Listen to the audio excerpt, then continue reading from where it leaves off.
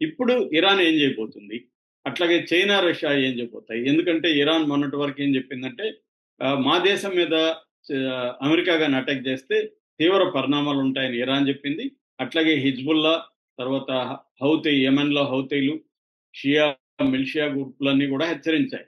మా మా ఇరాన్ మీద దాడి చేస్తే మేమంతా కూడా ఈ మిడిల్ ఈస్ట్‌లో ఉండే అమెరికా బలగాల మీద, అమెరికా ఎయిర్ బేసెస్ మీద, నేవీ బేసెస్ మీద, గ్రౌండ్ ఫోర్సెస్ మీద మేము అటాక్ చేస్తామని ప్రకటించారు. ఎందుకంటే మిడిల్ ఈస్ట్‌లో మొత్తం 19 ప్రాంతాల్లో అమెరికా ఒక 50,000 మంది సైన్యాన్ని ఇక్కడ దించి ఉంది. సో, అమెరికా బలగాలున్నాయి. ఎయిర్ క్రాఫ్ట్ ఉంది. నేవీ బలగాలున్నాయి.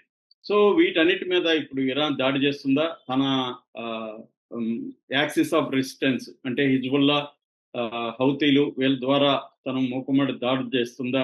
లేకపోతే ట్రంప్ పిలుస్తున్నట్టుగా శాంతి చర్చలకెళ్తుందా? నిజానికి ఇరాను విచిత్రం ఏందంటే, ఇరాన్ దగ్గర అణుబాంబు లేదు.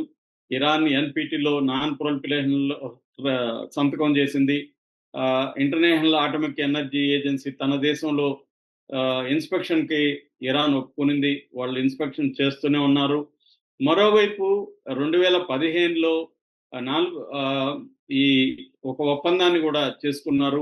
ఇరాను, తర్వాత అమెరికా, యూకే, రష్యా, చైనా ఈ ఫ్రాన్స్, జర్మనీ ఈ దేశాలతో కలిసి ఒక ఒప్పందం చేసుకున్నారు.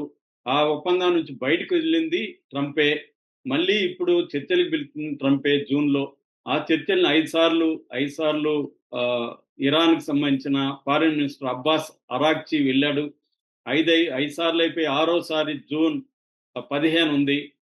సో, ఇరాన్ ఎప్పుడు నేను చర్చలకు రాననలేదు.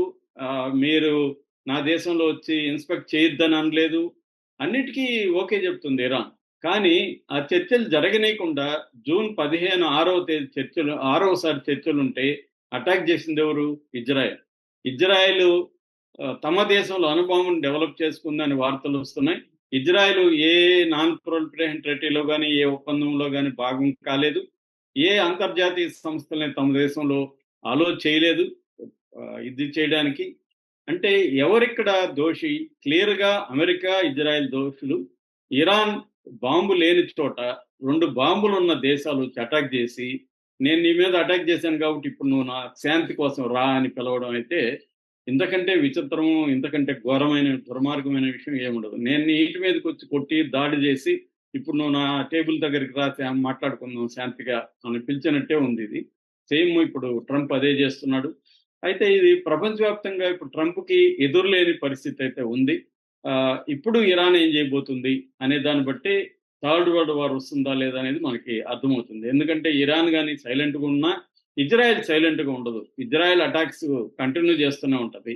సో, ఇరాన్ దాన్ని ఎదుర్కోక తప్పదు.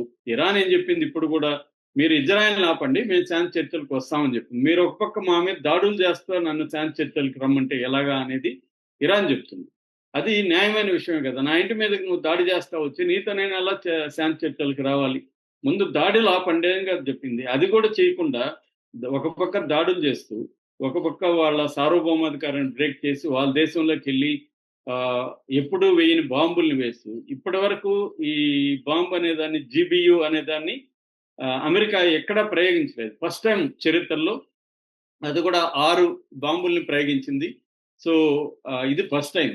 అసలు ఏమీ నిల్వలేని చోట ప్రయోగించి సక్సెస్ అని చెప్పుకోవడం గూడా ఆహ్, ట్రంప్‌కే చెల్లింది. అంటే ఏమీ లేని చోట కూడా మేము పొయ్యేసి మేము చంపేసాం, నరికేసాం, ధ్వంసం చేసేసాం, సక్సెస్ అయిపోయినామని చెప్పుకోవడం నిస్సిగ్గుగా ఒక ట్రంప్‌కే చెల్లింది. ఇది మొత్తం ప్రపంచం అంతా నివ్వెరపోయి విచిత్రంగా చూస్తుంది.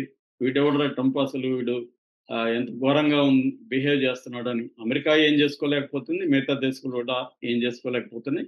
ఇప్పుడు ఇరాన్ ముందు ఒకటి సరెండర్ అయ్యి ట్రంప్ చెప్పినట్టు వినడం. అట్లా చెప్పినా కూడా ట్రంప్ మళ్ళీ అటాక్ చేయడానికి కూడా గ్యారంటీ లేదు.